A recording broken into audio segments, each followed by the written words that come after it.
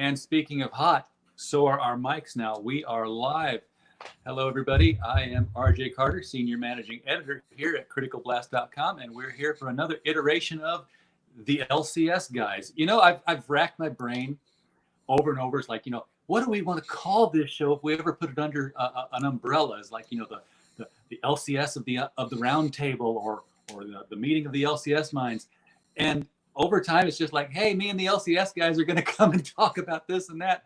And I think we just kind of ended up getting named by use of generic usage. And it's ironic because I'm not an LCS guy. I'm just streaming and running a website. So just a moderator. We are the LCS guys, and sometimes we'll just get guests on here. As we were just talking, it's been a busy couple of weeks. Let's just start off with the basic stuff, the sales reports. You've been getting comics in now and selling out of what's come in, which I don't think it's been much Marvel yet. No, Marvel's wow. Yeah, Marvel is treating every retailer in America like we're a supermodel. Here's a green pea. That's your food for the week. Don't overindulge. Like how they expect people to survive. They're taking one month's worth of books and scattering it over 4 months. Well, out of what you have gotten this week, Michael, what's selling in Little Rock and what's sitting on the shelf in Little Rock? Marvel's sitting on the shelf and DC's selling. People are forgetting about Marvel. I mean, people just been so long. They put out maybe 4 titles every other week. Marvel is really on the path to not wanting to sell their books. I mean, DC is just really taking the bull by the horns and gotten out there, got the product out there. People want something to read. And Marvel's being forgotten. They want to, just kill their dominance in the marketplace. They want to go to number 2. They're sure doing a good job of it. Oh, well, they could go to number 3 because Dynamite and other companies are putting out some good product lately now, too. They're not selling that bad. Okay. I like Dynamite. I don't know why they don't sell better. Well, and not only that, but Marvel, they own their own stuff, so they don't have to pay off anybody to I guess maybe the Conan stuff. I'm glad to see them do licensing again. I think it's when Marvel really kind of slipped a lot as a company when they stopped doing licensed product. I mean, remember they were doing Star Wars. I mean, they used to do all the big properties. And I'm glad to see Conan back there. I don't know about Conan and Spider-Man, Conan and the Avengers. That's going a little too far, but. Yeah, that's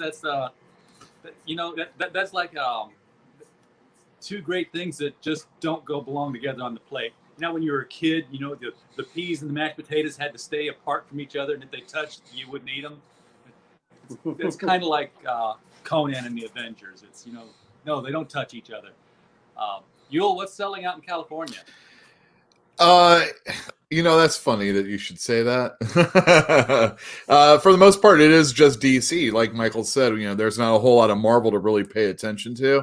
The Avengers came out. That did pretty well as far as Marvel's concerned. We do well in X-Men books. So, we just got 9 not too long ago. The problem I'm seeing is that Diamond, I don't know if it's Diamond or UPS or both, but because I can't really talk to Diamond so easily, we are having problems with orders not coming when they're supposed to.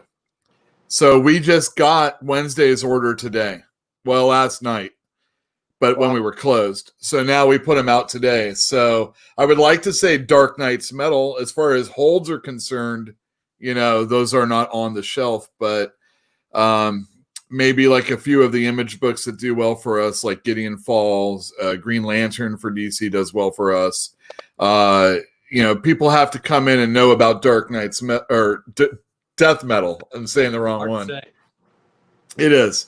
So, so there's been a lot of problems getting our orders in, especially on Diamond's end, at least it feels that way.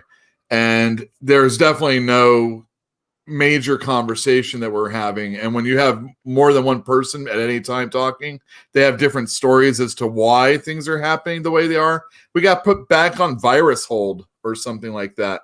And invoices that I remember sending in FOC style, they're saying we're not getting that stuff. And there's some crazy goings on. And I'm really happy that if it's going to be the majority product DC coming out in the future, I'm really happy I'm coming out with Lunar right now. because Yeah. What have you? one more week. You haven't used Winter yet? Not yet. I've been using UCS right since they started. I'm not going to tell you my whole account number. Let's just say it involves the number 2. I jumped on that baby fast, and I mean, before any customers could tell me, "Hey, did you hear about that?" I'm already signed up. Yeah. And I mean, I'm loving it. I mean, they're hard to get a hold of. There's no real customer service. I mean, that's pretty weak right now. They're having to build that department, but their packaging's fantastic. I mean, I've got a guy helping me part time, and I told him, I said, "What's the difference between opening this UCS?" I'm getting the UCS there. I said, "What's the difference between opening this package and what we do when we get to Diamond?" And UCS turned it over. All the books were together. They were all in order. There were no damages. There were no shortages. Counted it in minutes. Then we get to the Diamond boxes. An hour later, we finally are done because the Diamond box, I swear, it's like they want to put it together a jigsaw puzzle for you. It just they make them so hard to pack. They scatter the books all over. They won't leave the books together. I mean, it's just I wish they would make those people have to unpack one of their own boxes and count it, because I think they would change the way they do things. It's a nightmare. Mm-hmm. And I've really enjoyed working with UCS. I'm hearing about a lot of other retailers complaining around the country, and my customers will ask me about that. And I said, well, I'll sum it up in 4 words: we don't like change. I mean, that's what it all comes down to. And when they try it, I think they're going to like it. At least if they're using UCS, I can vouch for that company.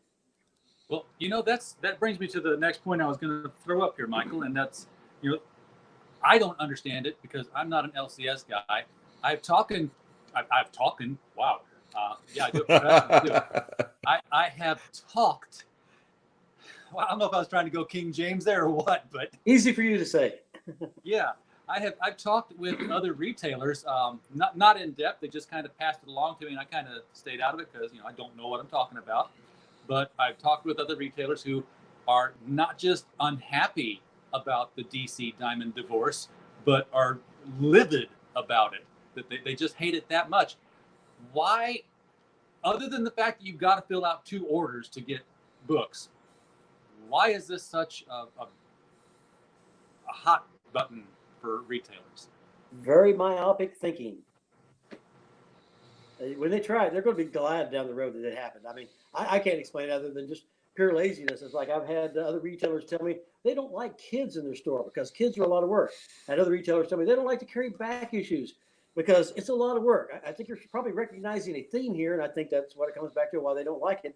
There's a lot of retailers. I mean, it's like when the whole pandemic hit, a lot of retailers were just like, hey, I can sell to my customers, mail order this, that, but just shut it down. I don't want to have to do the work.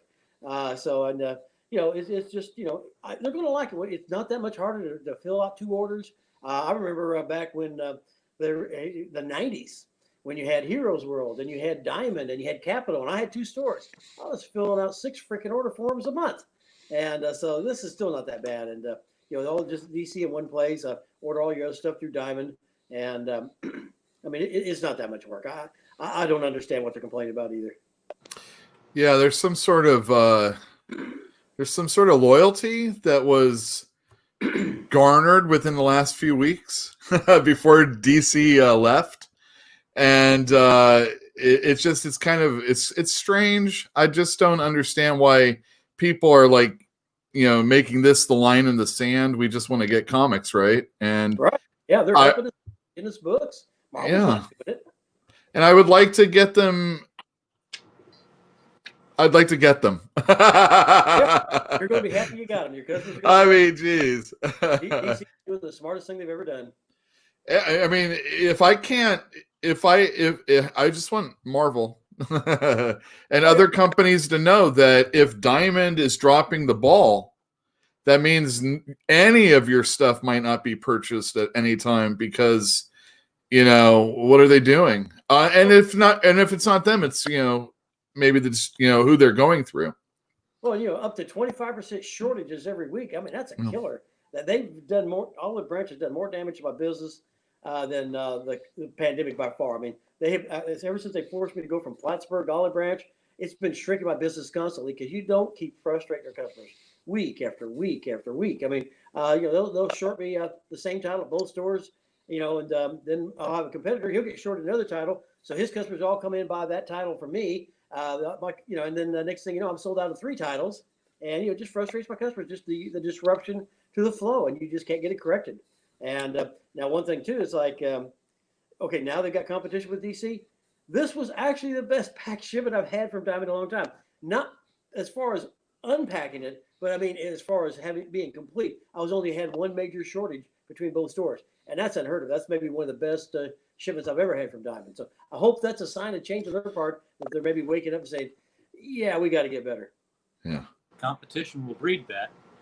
Exactly. Yeah. I wish this had happened 10 years ago. Mm-hmm. Well, you know, with DC moving on to Lunar and UCS like that, that's sort of, I guess, their exclusive distributor now. They're just doing the DC stuff, right? Yeah, they're kind of slowly expanded. I think they're starting to carry some other stuff. To start carrying some supplies and this and that. I wouldn't be surprised to see some other publishers with them before long. Yeah, I think so too. I think so, really. If, I'm not wishing bad things on Diamond. I mean, I like Steve. You know, I've had a good long relationship with Diamond. I've got Diamond software, which does not play well with other distributors. So that actually adds another extra layer of work, which I don't mind. I mean, I'm fine to do that. I just want books. I want books to sell, and I want to sell them on time, the day they're due, and not have to say, okay, when am I going to get my shortage replacement? Mm-hmm. Yeah, that's it. You don't want to have to wait to get your book out on Saturday, do you? Not really. No. Well, yeah, once you got back on track, and you can't get your books out for sale. Yeah, and I mean, it's been every week since we've been open for 4 weeks, and it's not always Diamond, but they are never fully around to be able to answer just the quickest of answers, questions. And I mean, I understand, they have less work staff right now than ever before. But even when they were up to snuff, it wasn't that great. and that's what people don't realize. I'm not harping on them during the pandemic. I'm harping on them for, like you said, 10 years now, And then you throw in UPS into the mix, and that just adds a whole other layer of... and that's where I go through, yeah. Yeah, that's like a video game on the difficult level. With one life. Oh, man. Well, once you get your Lunar orders coming in, you'll have New Comic Book Day on Tuesday and Saturday, it looks like. Oh, yeah. It's going to be great. Wait, Saturday? Oh, rather than Saturday. Yeah. And then when Diamond finally gives me their stuff. Exactly. Since Diamond stuff is going to arrive on Saturday for you. Well, sure. I just wish that Marvel would make an alternate cover to suggest that I would get my comics on Saturday. Instead of Wednesdays. Is that? I'm sorry, but I see these covers and I'm like, what is the point of that other than to just be petty about DC putting books out on Tuesday? And that's another thing that retailers are harping on, is like, what do you mean New Comic Book Day is on Tuesday for DC? That makes no sense. Like, boy, if you can get people to come into your store 2 days a week instead of 1 day a week, is that not a better thing? Traffic good. Yeah. Yeah, I was, and also, just recently I guess they mentioned the release date of the free comic book day stuff, which is going to be like over the course of the summer. And, you're not getting necessarily that one really great 1 day of business. But like you said, maybe it brings people in, repeatedly where they might have lapsed after one big glut of comic books on that 1 day. So, it's not necessarily the greatest thing that could possibly happen, but with the sign of the times of the way we're going forward, it's probably the best way. And if we can get people in on this, like if you're just a DC head and we can only get you in on Tuesdays and you don't like interact with the Marvel heads on Wednesdays, we'll have less people in the store. Maybe it will be an okay thing, actually. Mike, what do you think the odds are of Marvel seeing DC take this direct and exclusive approach, and maybe Marvel approaching Diamond and saying, hey, how would you like to be Marvel distributors? Is there any consideration that Marvel might buy Diamond? I haven't heard a word about it. I know DC used to have that option in their contract because it got leaked by a certain executive there. But obviously they've walked away from that. I don't think that's an option, Marvel. I don't know that Marvel would want the headaches.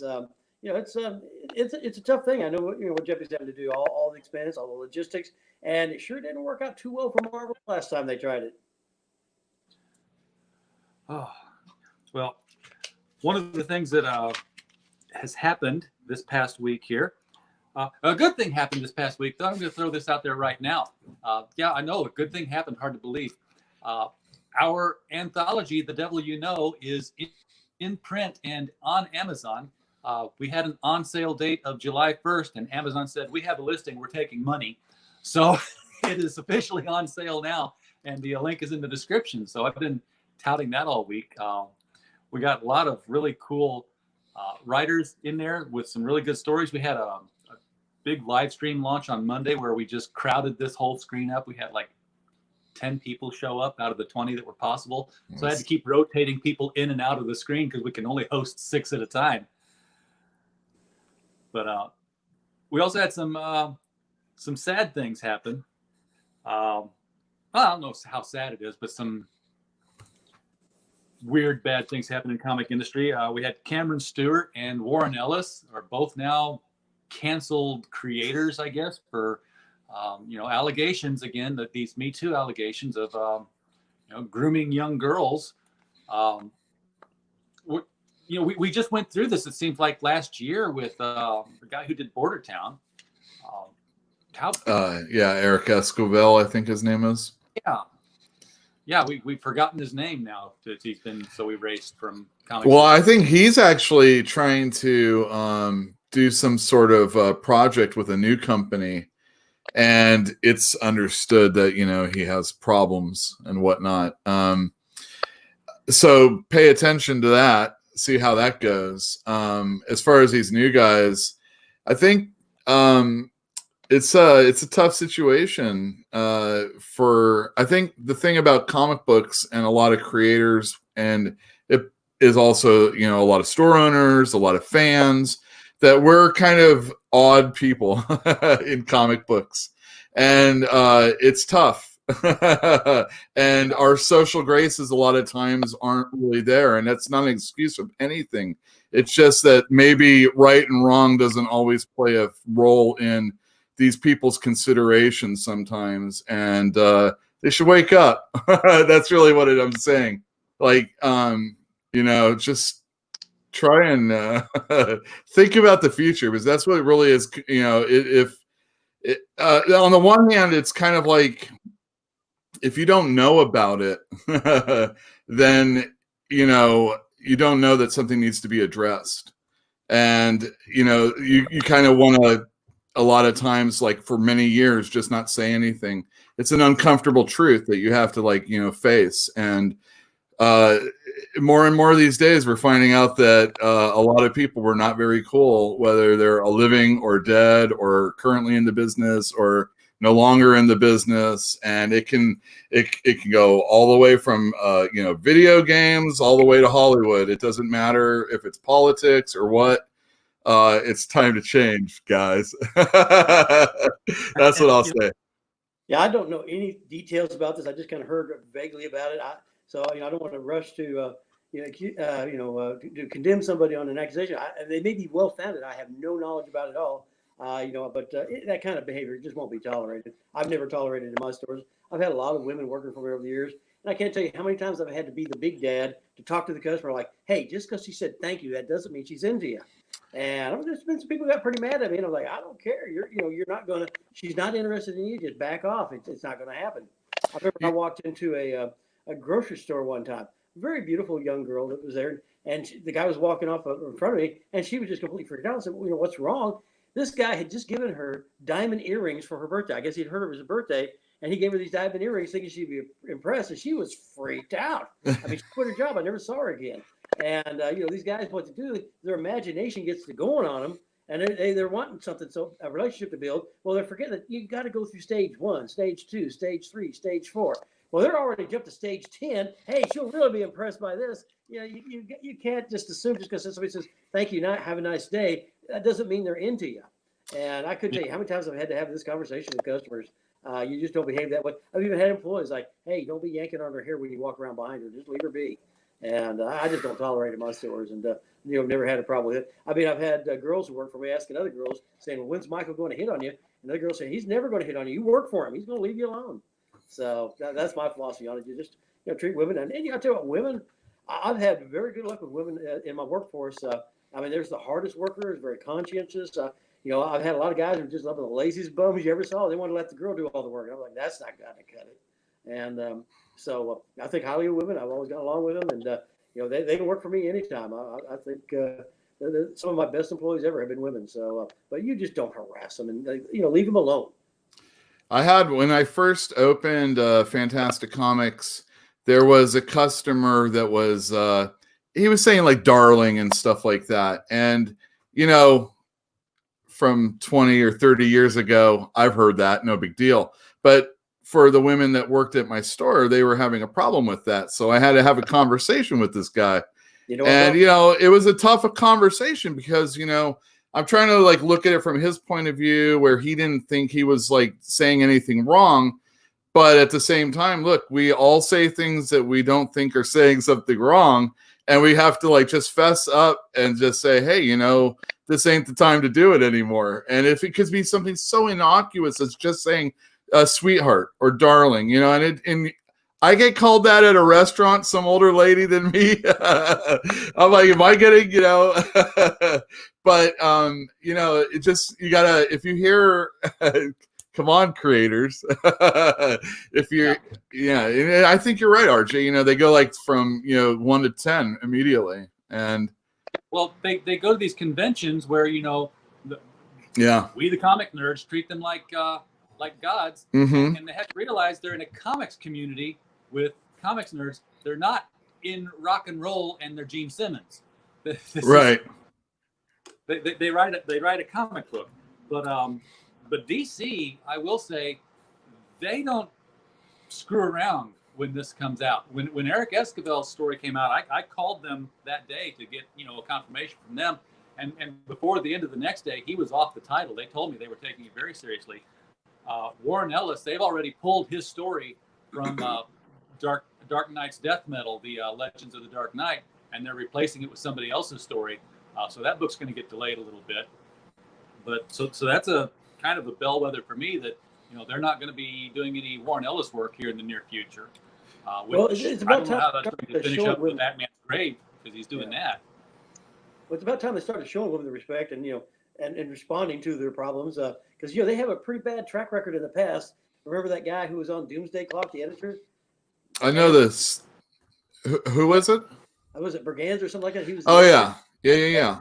Multiple women had filed complaints about him, and every time they got fired, or moved to like a different section of the office or something. Right, and finally, somebody does an article about it. Then DC fires him with the statement that the article was just too much. Well, no, the complaint should have been all too much.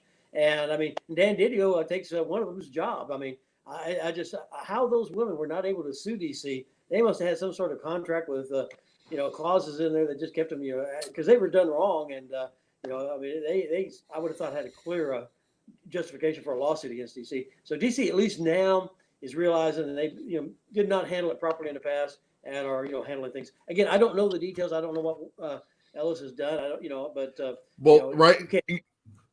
I think there's nuance, probably when it comes to different allegations. But the thing I'm interested in, as far as how it's going to affect things, is there's that Batman's Grave storyline that Warren Ellis has done like 7 or 8 issues of. It's supposed to go like 12. And like, are they going to like just not print it? Will they not go to collected form maybe? Or will they just go digital the rest of the way? It's kind of, I'm interested to see how they're going to play that one out, because it seems like, there's other people that are involved in making books, not just Warren Ellis. And, right. I'm interested to see what they might do with that also. You made a comment. Gets screwed on that too. You made a comment I'd like to address. We're talking about how maybe they'll just take the rest of the book to digital, and Marvel's doing a lot of that now. DC's doing all that. And I think that's the worst mistake that the publisher could make by not finishing a book in print that started in print. It's aggravating to the customer, and it just damages their entire line. Mhm. Image does not sell worth a flip for me because they had all these series. They'd start, didn't sell well, they just cancel it. And that Mhm. just made customers just never want to look at their product line. And I don't hardly order them. I'll carry some number ones, and after that, Image is just subscription only. Because Mhm. they, except for a few handful of exceptions like Monstrous, Saga, and Walking Dead, which is no longer, they just never sold off the shelf because customers just learned that they couldn't trust them to finish a story. Nobody wants to invest in halfway in the story. Okay, Avengers of the Wasteland. Guess what? You got to go online to finish the story. People don't want to hear that. People are buying print for a reason, and that reason is they don't like digital. Right.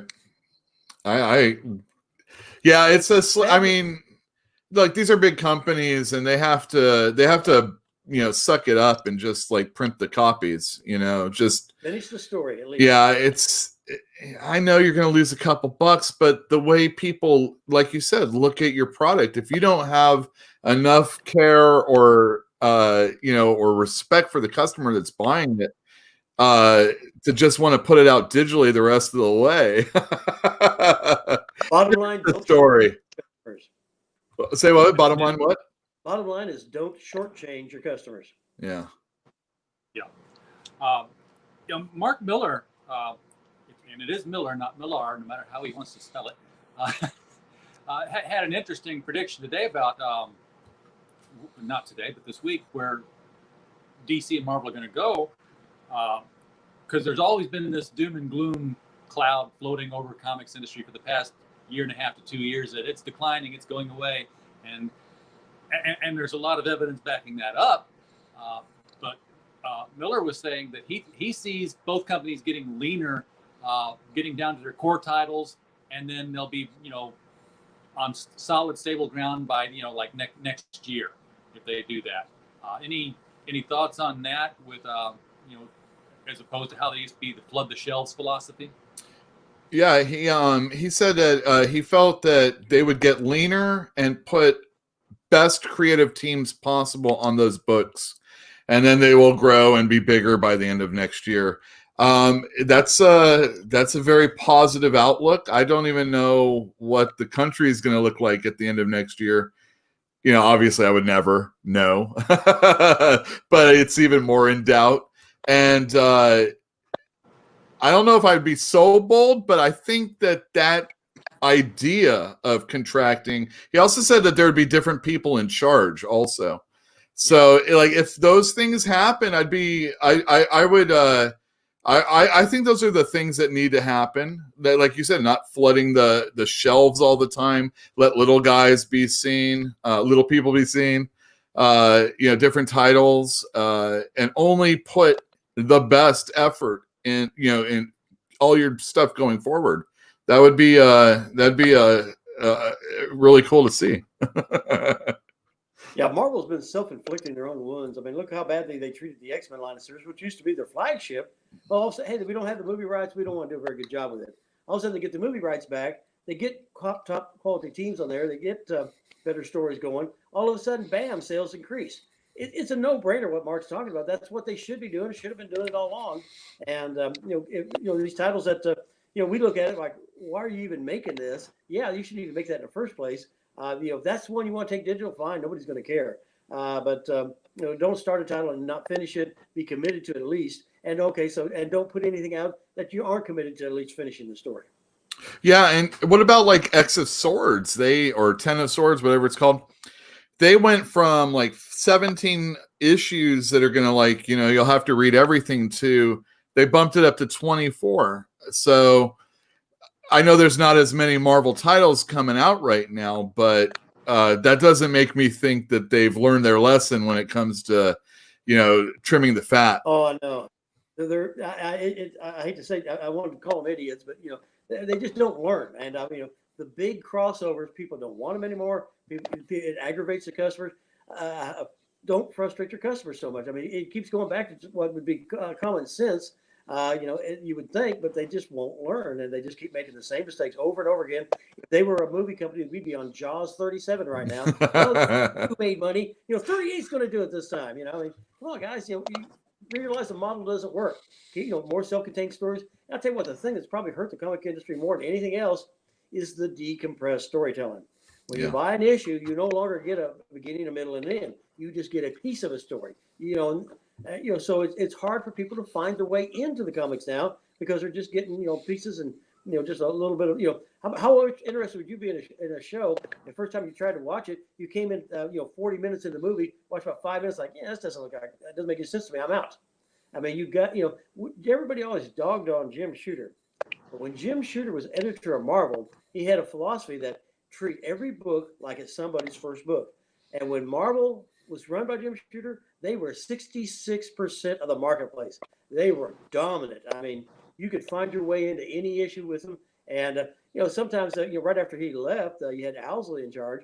Well, he kind of adhered to that rule, but he didn't do it creatively well. I mean, you'd have characters like Now Strikes Huntar, Taurus, also known as, they give you the whole biography as they're supposed to be about to get into a fight. Well, that was just so forced, it wasn't even interesting. I mean, you got to do it in a creative way, and you got to do it in a flow. I mean, Stan Lee and Jack Kirby did it for how many years? I mean, you can always pick up any Stan Lee book or any Jack Kirby book, and you get a story. But it would still tie into a bigger story. Mm-hmm. It's not that hard. It's not rocket science. And I see DC getting back to that kind of. I mean, this Batman story that Tinian the Fourth is doing is still kind of extrapolated out. I mean, I kind of binged the last 3 issues. I'm like, okay, we've had 3 major fights, and it's still the same night. so this is a lot of stuff is just kind of all packed into this one night and stacked over 3 issues.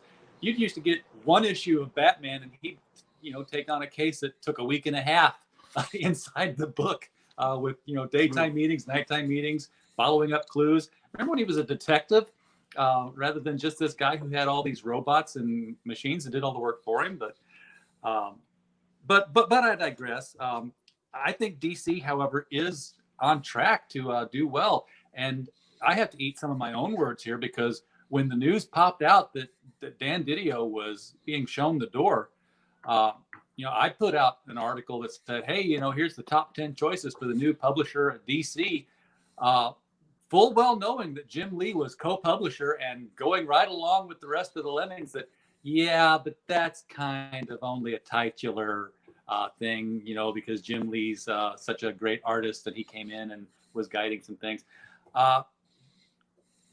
When all the stuff started shutting down and people were like, where's Jim Lee at on this? He's been silent this whole time.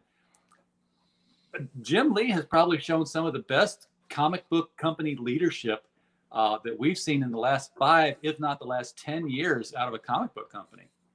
And out of any of the major ones at the very least. So, well, if there was ever a book that was written, maybe Comics Journal will do it eventually, like really paying attention to all the things that happened during this time for the different companies. I would be interested to see what Jim Lee actually fully was, a part of. There's a lot of people that suspect that AT&T is getting their fingers into the, all the different companies and saying, you got to prove your worth. So maybe they are steering the ship a little bit more than we actually know, or maybe somebody else involved.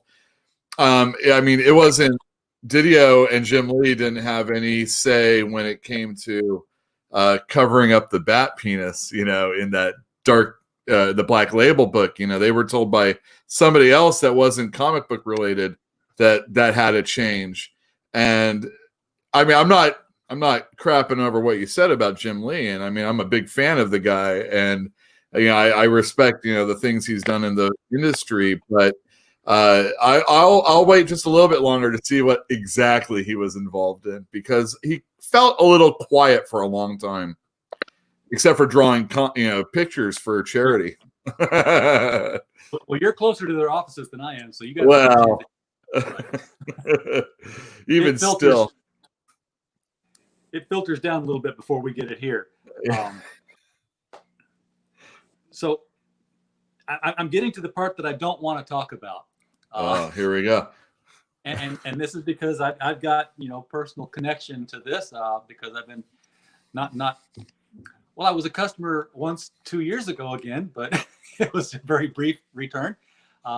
Michael's 2 stores in Little Rock and North Little Rock are closing down their brick and mortars after close to 40 years of direct Mhm. service selling comic books. And it's the end of an era. It's the opening of a new one, but it's still it's going to be different. Michael, what's going on there? Well, I'm not going out of business. I'm just changing how I do business. Right now, I'm going to just reduce my vulnerability to the mania and all the bad decisions being made by the industry. I'm not going to be a victim anymore of the late shipment from Diamond. What it is multiple things are happening now. When the comics just stopped being made, well, it scared my employees. They were like, "Oh my God, the comic book industry is going out of business." Well, they all went looking for work. I didn't know they were doing this, and I took on other assignments. So I took on. I've committed to do 6 books in the next 12 months. 2 new Wild Stars novels and another project, another art chronology. And I told the people the art chronology because that's a 2-year project. And they're like, "Okay, we want it for sale in June of next year." I said, "What the heck? It's too good an opportunity. I don't want to pass on it." So I said I'd do it. And then all of a sudden, my people all started quitting me. One was just bam out the door the day he told me. Another one, she gave me 2 weeks, and but and they were getting some good money. I mean, I can't pay $80,000. I mean, that's wages I can't match. And so I mean, good luck to them. I mean, I hope they do well. And but so all of a sudden here I was committed to all this other work. Now I'm down at my stores, and I only thing I could figure out to do was I didn't want to close one of them, so I've been splitting hours, working the morning one and the afternoon at the other. So I've just been running like a madman back and forth. And amazingly, it actually increased sales. It was kind of like, hey, there's a shortage of toilet paper. Well, everybody had to have toilet paper. Wait a minute, comic book stores are only open limited hours now. Everybody had to come in during those hours. And I mean, I've been slammed, but I just haven't had a lot of product to sell. But now the other thing that went on is I got in this situation once before, back in around 2001, 2002. And I went through, I mean, I don't know, have you had many employees? I mean, I've had a few, not a lot, but a you few. got to go through a lot of bad employees to find the gems. Mm-hmm. And I mean, I was having people working stores by themselves. I mean, I didn't get robbed. I got looted. I got the cops on one guy, and the police were calling me up saying, "Yeah, you got to get down here to the police station. We don't have any more room in the evidence locker room. We've recovered so much stuff for you." I mean, I'm still the losses I took during those 2 years just to keep both of my stores going. I won't have that note paid off till I'm 70 years old. So I wasn't willing to take those kind of losses again. So I was just doing, split my time between the stores. Well, that's kind of brutal. Some of the customers don't like it. Most of them understood. But I got to talking to a real estate agent who I bought my building from in JFK. It was always kind of my exit strategy. If I ever have to, I'll sell that. Well, again, like you were saying earlier, we don't know what next year is going to be like. Last time I said, well, what does the marketplace look like right now for commercial property? I said, well, let me just list it. We won't put a sign out in front, just kind of fill the waters. Bam, 2 good offers the first day. So that's when I started thinking, okay, well, maybe it's time to, just go to my next plan. Because when I opened my stores way back in 1982, I had my first story published when I was in junior high. I was editor of the school paper. I was in the state finals for journalism. So I knew everything about creating it. I did independent publishing since 77. And so I knew everything about how to create a publication. I was a journeyman printer. At the age of 22, I was managing my own printing division. So I knew everything about making a publication. The only thing I didn't know was the retail and the wholesale side. Never worked a day of retail in my life. So I thought, well, one way to figure that out, open a store. Here we are 38 years later, and I haven't gone to my next stage of, okay, let's take all this knowledge and now go to the creation part. And I've had so many books published in the last couple of years, I don't even know how many I've had. So that part's really taken off on me. I've got opportunities to do all these different things if I can just find the time. So, I was thinking, well, maybe it is time to go after that.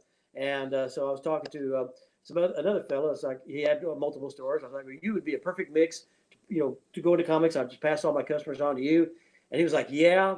Then he's like, no. Then he's like, yeah. Then he's like, no. And so when we got to the point where I knew this deal was going to be finalized, I mean, we're not closed yet on my JFK property, but it's very likely now. And so I thought, okay, well, you got to give me the decision one way or the other. And he's like, no. And so that was like a week ago Thursday. Well, I couldn't leave my customers twisted in the wind saying, "No, guess what? You're out of luck. I don't know where you're going to find your comics now. There are other places you could go. I don't know if you're going to want to or not." So what I did was I was going to keep my mail orders and I was going to keep my online sales. And my online sales have been floating my brick and mortar stores through this whole pandemic. So I said, well, shoot, hey, everybody, if you want to go mail order with me, I mean, all you guys are on reserve. It's a real simple process to just start mailing your books. Instead of you coming to me, I'll ship the books to you. That's the only change. And it amazed me how many people want to do that. And I haven't, I've lost a few customers, not very many, far less than what I thought I would. And what's really amazed me is I've had other people go, "Oh, you do mail order? Well, I want to sign up. I didn't know that was an option." So I'm even picking up other new guys to offset for the ones that I lost. I mean, I had no idea I was going to keep so many customers. So I've just been running ragged the last couple of weeks. And this is not going to be any kind of retirement. I'm going to just be packing orders all the time. I'll be shipping every day. So So you're going to be distributing Marvel soon, is what you're telling me? But the great thing is now I won't have all that overhead. I won't have all that exposure. If the publishers want to go crazy, they're not going to wipe me out. My lease was about to expire at my other location. I mean, all the stars were lined up in one direction. They were all like an arrow saying, "This is what you really ought to do." I had no employees, that I had to worry about. I did hire a guy, part-time to help me, because I was so short-handed. But I told him right up front, this may just be a summer job, and it looks like it's going to be. And but everything just was falling into place. Some online sales are great. Now I'm going to have all these customers being mail order. It's been tough though. I mean, there have been tears, there have been hugs from the girls women that have shopped with me. I mean, it's been kind of a shock to a lot of people because they've been a part of my life for so long. I've been a part of their life for so long, and I've really had the best job in the world. I mean, all my friends come in and pay me money to come visit. Only problem is they keep taking my stuff, and that's a joke. One guy thought I was serious. So I was going to point out that's a joke now when I tell that one. But it's we're really living in a bizarre world right now. Did you ever think you'd live in an age where masked men came into your store and gave you money? This is true. So No. I'm Used just to be you protecting couldn't myself go in with with a the mask. picture. What's that? Used to be you couldn't go into a store because the sign would say no masks allowed in. That's it. In Now the masks chat, I'm we going have to a- banks with them now. Yeah, so we're living in a Michael, bizarre Fat world. Freddy's cat in the chat wanting to know if you were using the diamond credit system. I think that was a joke, I think.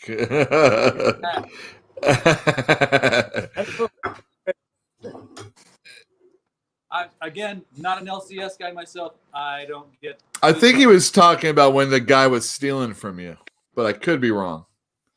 Oh, That was my interpretation. yeah, no, I've got a lot better systems in place, so I can catch something like that. But I've still had problems, even with some more recent employees, stuff disappearing, this and that, still discovering stuff. I mean, it just, the employee theft is, let's put it this way: the first day I'm not open will be the first day somebody's not actively trying to steal from me. Oh man. And you know what I'm talking about, 99% of our customers are the best people in the world, man. Your best friends, I love them to death. That other 1%, though, man, they stand out in a crowd and they will hurt you bad if you let them. The first lesson I learned in business a long time ago: you cannot have everybody like you. If you do, then you're being taken because there are people only going to be happy with you if they're getting one over on you. And I just won't let that happen. And I've got camera systems. I've got so many shoplifters. I had to have one guy arrested 5 times because he couldn't believe that he just couldn't steal from me. And the judge kept telling him, said, "Quit going to that man's store." I was like, "The cop still." He said, "Well, he's just a professional thief. I mean, he does this for a living, and you're the only retailer who actually takes the time to keep going down to the prosecuting attorney, spend half of the day to swear out another warrant." I mean, I finally got him gone, but people like that, they walk in, every time they walk out, $50, $100 gone. You can't afford that. People like that will put you out of business. Yeah. So I've had to be real active. I mean, I remember one time I caught a kid shoplifting, and some parents got mad because I was, not letting him get away with it. Well, then when the cop gets there, you can see his other friends on the camera. All of a sudden realize, oh, he got caught at the door. So they're dumping all the stuff they had under their shirt. And the cop gave us such a rough time because the kid thought, well, if I don't tell my name, I get to walk away. And it doesn't work that way. And so the next day, all these other books I didn't realize had been stolen were stuffed back under my door because they were like, oh my God, that cop's coming after me now too. So, I mean, it's a damaging thing. If I knew all the stuff that had been stolen from me over the years, I would probably start vomiting right away. I mean, it just people can put on you. I mean, they just don't realize how bad it is. I mean, it's just that's the worst thing. And so I won't have that exposure anymore. Books come late from Diamond. Oh well, I'll ship what I've got. When it comes time to do my mail orders, and I'll get them on the next month. So they're not going to hurt me that way and destroy my customers' confidence by not getting their stuff. I mean, if Marvel says, heck, we're just going all digital, I'm not signed up for another year lease. Next year, all of a sudden, commercial real estate values could crash. You just don't know what could happen. You can't predict the future. And so right now, everything just said, hey, this is what you should do. And it's going to be tough, though, because I'm used to that daily interaction with all my friends coming in. And that's going to be the hardest thing to miss. I'm going to miss talking to them all. Well, comic shops are a communal experience. I mean, I Yes, can they are. buy books on Amazon, but, I like walking around half-price books. I like walking around Barnes & Noble. With comics, I could get the Comixology thing, or I could get the different people who do the mail order thing. But I like going in and talking with, going and talking with you when I was there. I go in and talk with Dave. We throw story ideas together. Hey, how come they've never done this? Or did you read this thing here? Yeah, this was great. I wonder if they're going to do this or that. You can't, unless you want pen pals, Michael, then you have to start writing letters with your shipments. That's the only way to get that communication going again. Things like this are available, but it's nothing like owning a store, right? Yeah. Well, I've always done mail order. I've had so many customers move up. I've never advertised it. It's just something I just did as a service. I can tell you how many times I've had customers move away, say, well, I'm going to a town. I'm going to be with a block of comic book store. I'm good. And a month later, they call me up, start mailing me my books. I mean, there's a level of service and reliability. I've tried other mail order services before I opened up my store. They're unreliable as can be. And I mean, sometimes you get missed on a book. Other times you get doubled up on stuff. I mean, it was a nightmare. I actually gave up the hobby until I opened up a store and said, well, okay, now I'm going to be a reliable place to get. And so that's why I think people are sticking with me, is because they know they can rely on me to always deliver what they want. And, like I said, I've had a lot of people, because everything is starting to go over to digital online services. And I had a lot of people say, I did not know that was an option. They wanted to do it. So, it's amazed me how many people have switched over. I'm sure, as other places will jump up to try to take my place, I will lose some people who say, well, okay, I want to do like Howard. I want to go and shop and mix around. And I'll completely understand because, I can't offer that anymore. But, my overhead is going to be gone. I'm probably going to be more profitable than I've been in a long time. So, it's not everybody thinks I'm retiring, but I'm not retiring. I'm going to be working as hard as I ever did. It may be even harder because I've got all these other projects to do and still maintain everybody's, services and get all their books to them and make me, be as reliable as I've ever been. And amazingly, I mean, I've been doing mail order for 38 years. I've only ever had 2 problems with packages. Both of them to Italy. Had a customer stationed over here. What is it with Italy? Michael, you've outlasted a lot of little pop-up comic stores I've seen when I was living in Little Rock. Probably about 7. And you've outlasted. Yeah, and you've outlasted some large chains like Hastings used to sell comic books, and they've gone down as well. Is there anybody else selling comics right now in that area, or anybody poised to move in and fill that slot, that vacuum? Yeah, there's a little place. I think it's open one day a week in Little Rock. There's another place out in a neighboring city, which they're already announced that they're going to try to find a place in Little Rock.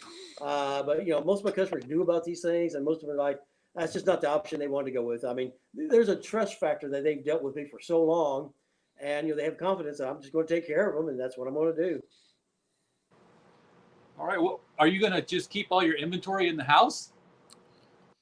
No, I've got. There's a guy coming up next week on my back issue inventory. There's some I'm going to keep selling online.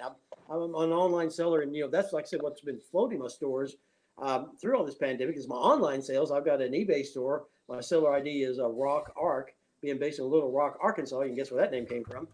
And so I'll still continue to do that. But I've got 1,000 long boxes of comics between my 2 stores and my storage.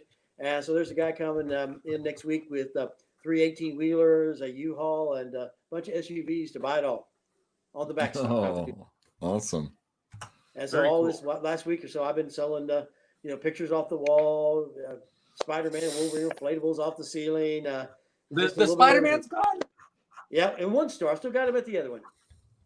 Did he disintegrate when you touched him? Because he's been hanging up there for like 20 years. I just took it down this afternoon. I was telling the customer now, I don't ever brush him because if you brush him and you touch him, he's going to spring a leak. And so that's why he's so dusty. And they were like, because it was pretty dusty when I got him back. But I still got my, do you remember the Batman I had in the corner at the Little Rock store, right? Yeah. I still got him. Matter of fact, there was one time I was burglarized, and the guy only had time to grab one book before the police showed up because I've got a good security system. And so they chase me, gets away. Then they come back in the store. Well, there's the Batman standing over in the corner glaring. I'm like, oh my God, one of them's still here. We're only going to tell you one more time to get down on the ground. Batman almost got shot for resisting arrest. Wouldn't be the first time. Yeah. Well, it's in the dark. They thought there's one of them. He's standing over in the corner. He's looking threatening to me, Yeah. Oh man.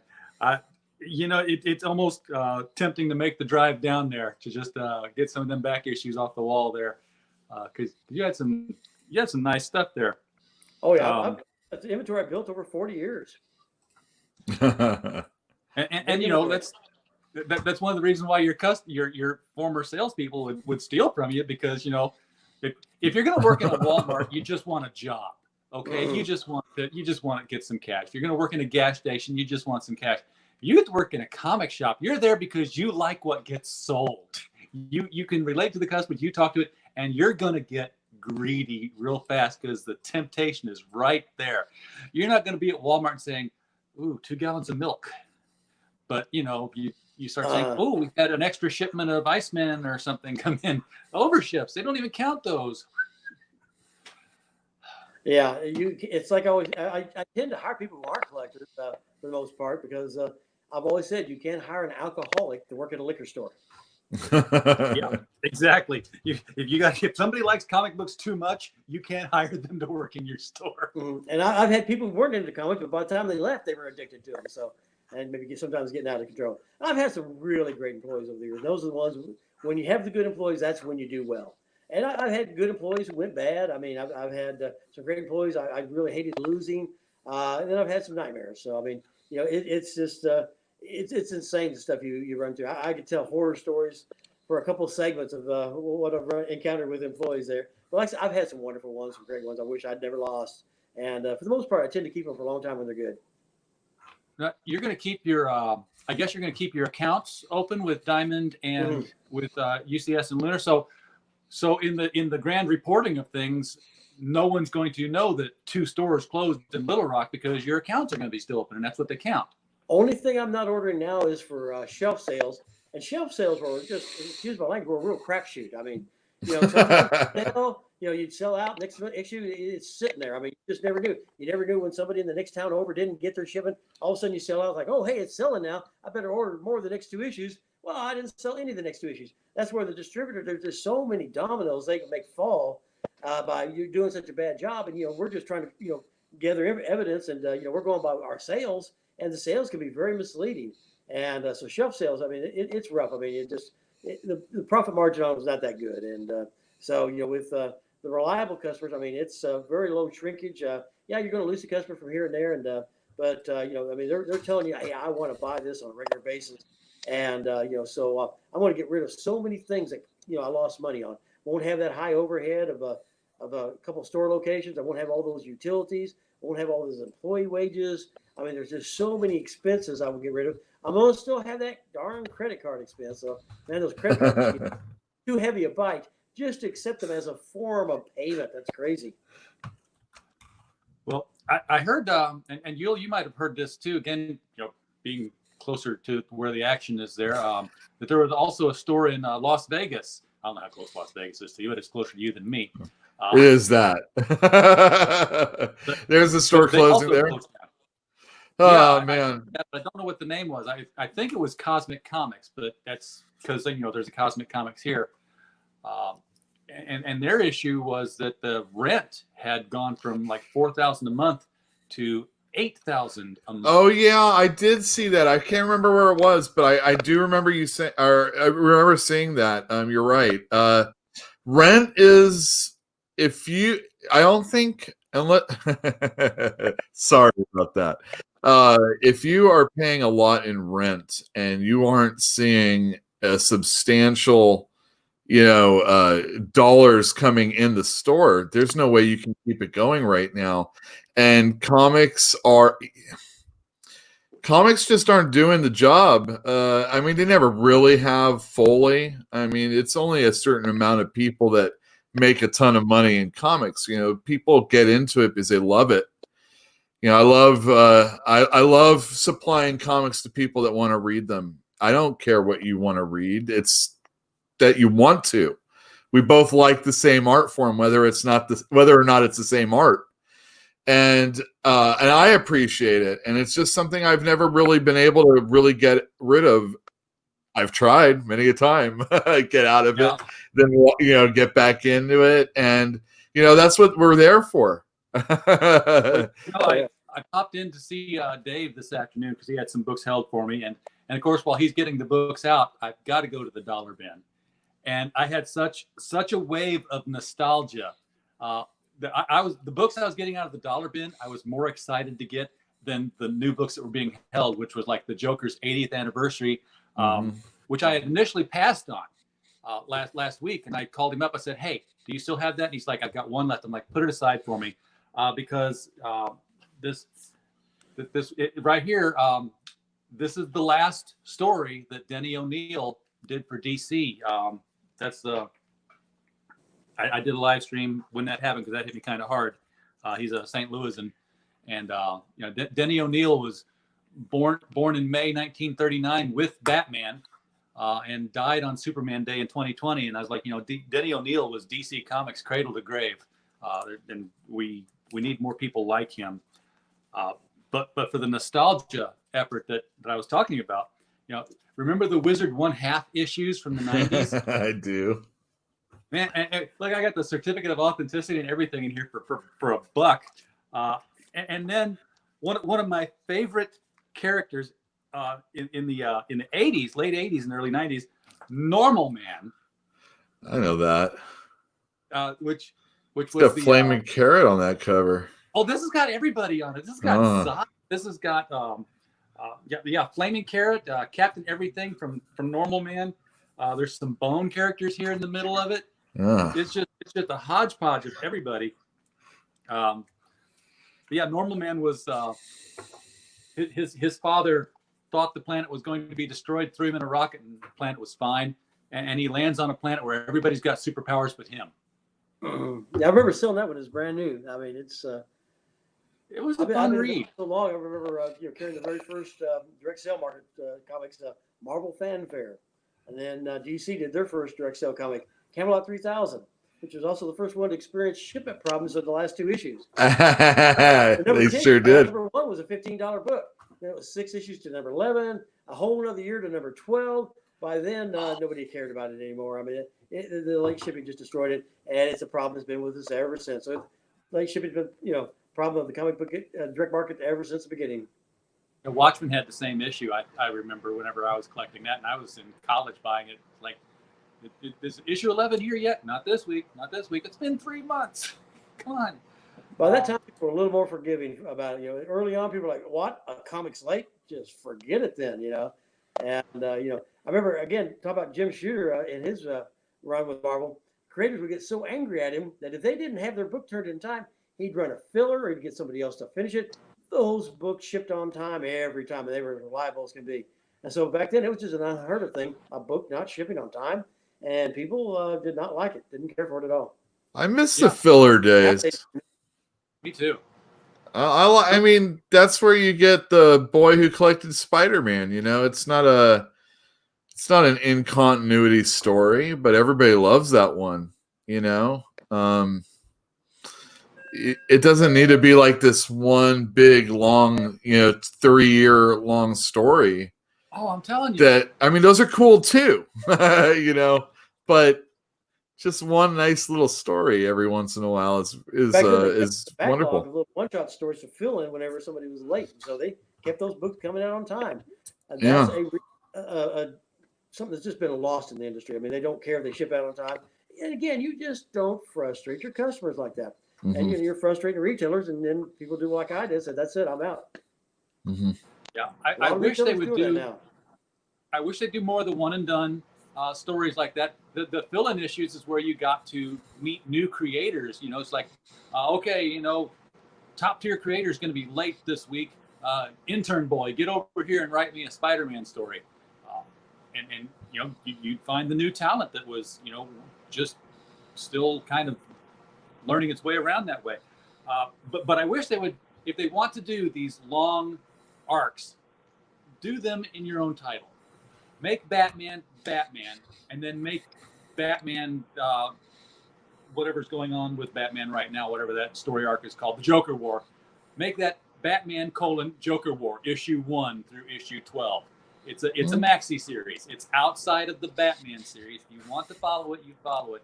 But in Batman, you get Batman. You get, you get Batman stopping some guy from stealing televisions out of the side of your apartment building. It's get But back to yeah, those kind of- but Death of the Family and Year One were Batman stories that, I mean, let's talk about like trade paperbacks. I sell those all the time.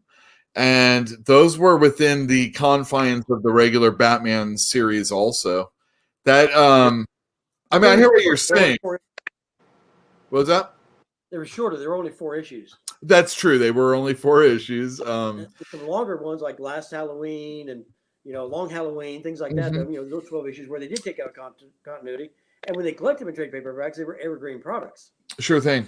Yeah, without a doubt. I mean, and so is Year One because it doesn't really, it's just one of those stories. It was something different then, and now we don't do it as often these days, unless again it's like part of this whole arc within this like writer or artist that's working on the book and whatnot. It's just things change. Decompressed stories, all that stuff. We used to have the long subplots that would go on in the 80s and 90s. I remember when it was the whole Batman adopting Jason Todd kind of thing, and there was like this custody battle between Batman and Nocturna, but that wasn't like chapter 1 of the battle, chapter 2 of the battle. It was just something that was running along during the actual stories that were 1-part, 2-part kind of things that were going on, and that was fine because X-Men did the same thing, all these running subplots, but this week we're fighting this guy, and then the next week we fight another guy. Yeah, it just depends on if you're more artful about how you interweave everything. Chris Claremont was obviously very good at that. If you read like from 94 all the way to the Death of the Phoenix, it's just 8 months to a year within that that universe, and it just flows so wonderfully. It makes sense. This is why they have time to recuperate or not realize that somebody is or isn't alive.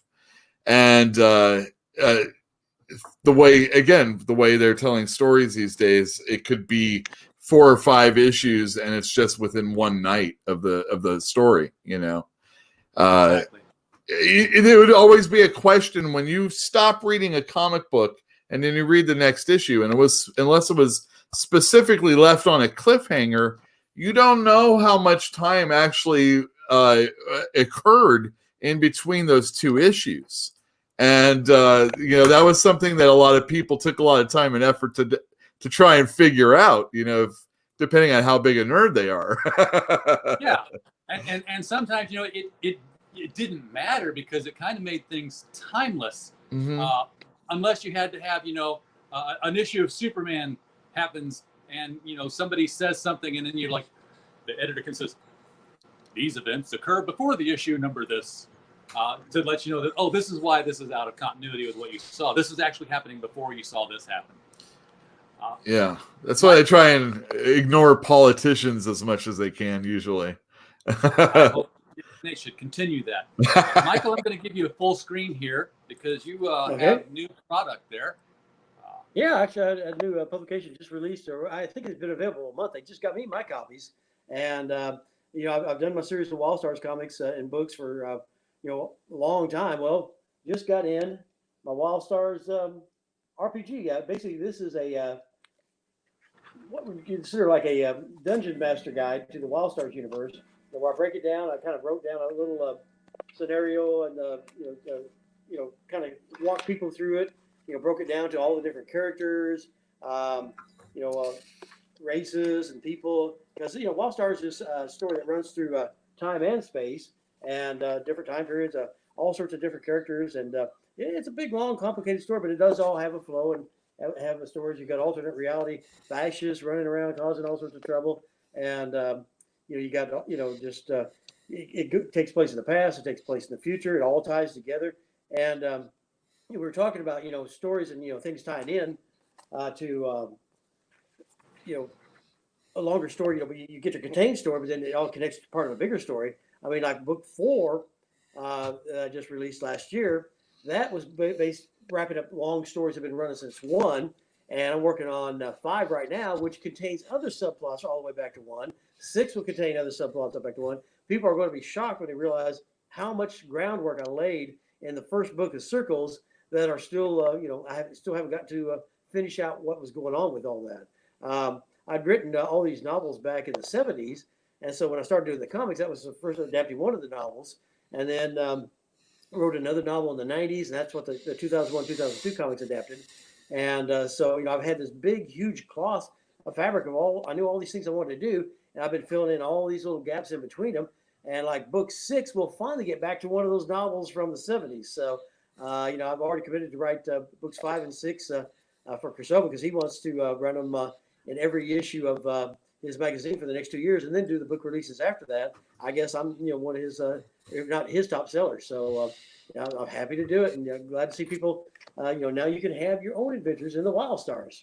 Can I ask you a question about that? Fire away. All right. So first question, do you play role-playing games? I don't. Okay. So it's 5th edition, you said. How did you go about crafting that? Did you have someone helping you out with that? Well, basically what they told me, what they wanted was the Bible. They sent me the Bible for Babylon 5, or not Babylon 5, the last Battlestar Galactica television series. Said, okay, here's how the Bible was. So anybody writes an episode will know this is, the information and this and that. Give us this based on your Wild Stars. So I just wrote it up in that format, and I just kind of gave you a narrative all the way through all the things that are going on, and breaking down all the characters, kind of grouped everybody into different groups to where if you want to do one in this play, well, here's where all these kind of characters are from the 1812, or here's where all the characters are from the year 2000. Here's where all the characters are from the 2 centuries from now, or I just kind of broke it down and then broke all the races. Have a section for all the different types of ships, and just made it where a DM could design his own game, and everything he'd want to know about that era. That's right there.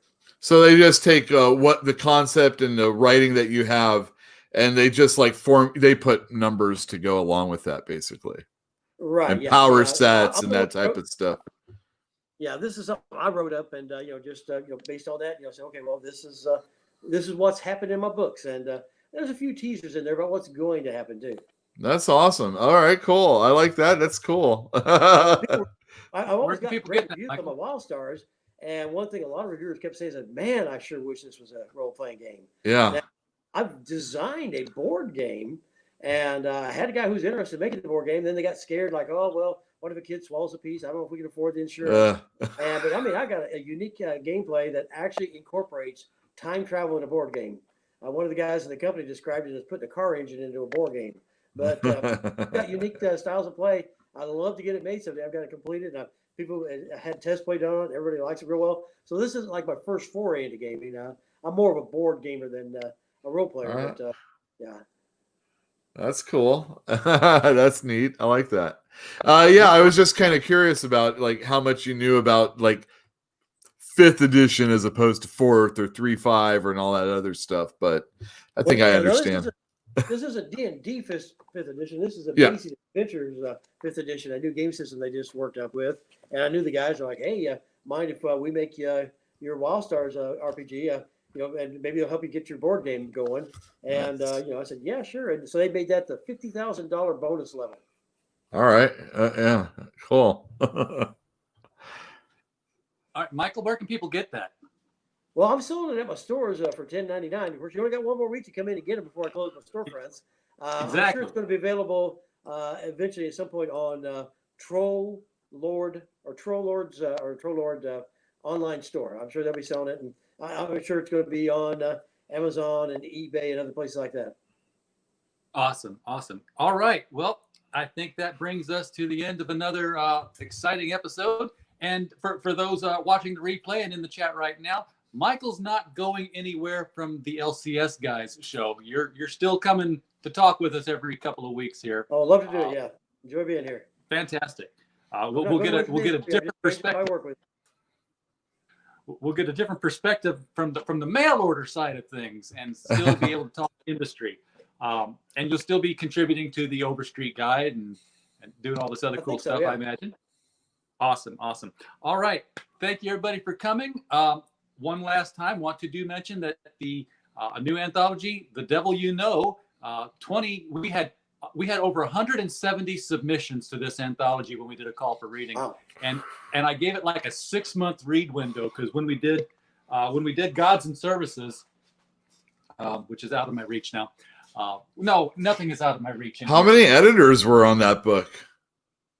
Here I am. Wow, 170 submissions. 170 submissions. Well, when we did Gods and Services, I gave it a 3-month window, and we had like 40 submissions, and we picked 10 stories out of it. And some of those submissions I went out fishing for, because I'm like, hey, we're going to do a book, and you're a writer. Would you help us? And Michael's got a story in here. John Delarose has a story in here. David J. Peterson, who does the Angst novels, is a good friend of mine. He's got a story in here. Ira Bloom, who has a novel with Scholastic called Hearts and Other Body Parts. He has almost a novella-length story in here that he did for basically $20 in a copy. So, you know, he has an agent, so he had to have a contract. We actually had like lawyers bill $300 worth of work for a contract for a $20 story that his agent got 17 cents from. So that was well spent. Well, Gods and Services has a great concept. Well, thank you. Well, I thought that The Devil You Know did too, because I was like, you know, I'm going to give myself a little bit more reading window time here. So I gave it like 4 months or so. I can't remember right off the bat, because I want to make sure that people have time to write something. And, you know, I wanted to do good work. I expected maybe 50 submissions, and to get 170, and then to pull 20 of some of the best short stories I've ever read anywhere. And then do all the formatting and the editing and putting them together and fixing the right order and then paying everybody and doing all that good stuff. That's why you got 170. You paid. Well, I paid for Gods and Services too. Yeah, exactly. It was. Yeah, you got to offer money.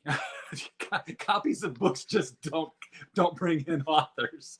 Well, you can do prizes also, right? The prize is money.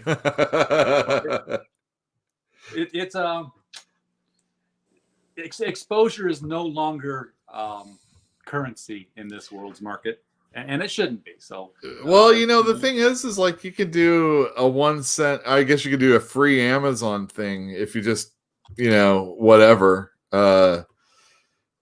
But even still, a nice book, a nice bound book, a well edited, you know, curated stories. This is something you can't just get, you know, by surfing the net, right? Exactly. Yeah, and we had The Devil You Know is a bunch of encounters with the devil, sort of in the tradition of the Devil and Daniel Webster or Faust. You know, people making deals, people losing deals. The devil, we had a very interesting one where an artificial intelligence becomes so advanced that it develops a soul, and this is something that the devil takes notice of, because this is a new kind of soul. What can I do to, you know, get this one? Do you know what you might be doing for your next one? I know you're only doing this one right now and trying to get people caring, but do you have a concept that you're working with for the next one? I have a couple of concepts I'm throwing out. I'm working with basically a title called Becoming Other, which will deal with people dealing with their first realizations that they're lycanthropes of one form or another, not necessarily werewolves, but, you know, sure, I change. And it could be anything from like, I change into a werewolf. Oh my God, what happened to me? To I say Shazam and I change. Oh, why would I ever change back? Still throwing that idea out. I also like the idea of old world fairies having to deal in a new world and how they cope.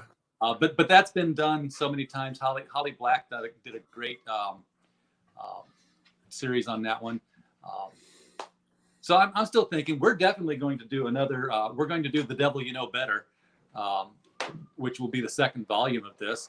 In fact, the cover artist, I said, hang on to that artwork because you're basically going to reuse it, and it's going to be the fist with two fingers up holding that contract. You won't have to change very much of the artwork that way. But that's at least a year and a half out before we do that. I've got my order in with Ingram right now, so I'm expecting, you know, I ordered 25 copies of the book because everybody's going to get a copy of the book that contributed, as well as, you know, the money that they've already got. So I'm going to sign all of those and ship them out. And some of those are international, so that's going to be fun. No. No, international is never fun. And I always say, I said with Gods and Services, I told Michael this, hey, if this thing sells, 10,000 copies, I renegotiate everybody's contract. I'm not going to pay $20 and make myself, a millionaire off the backs of other people's labor. It will go flow back. So same thing with the Devil, if that thing becomes like an overnight success, I'll be like, hey, you guys deserve a little bit more of a bonus. It'll be a one-time bonus, but it'll be a bonus. So y'all get up there and pimp the book, and then we'll see what happens. Anyway, everybody, thank you for coming tonight. The link to The Devil is in the description below. It's out on Amazon. Feel free to go get it. Please do go get it. Buy 2 copies. Get one for Mom. Father's Day's tomorrow. You can get the ebook and have it shipped right to his Kindle. And I'm trying to end the broadcast, and it's not wanting to end. I'm not going to say anything wrong this time. All right. So there's the end broadcast button. Guys, we'll see you in 2 weeks. See you then. Thank you. Peace.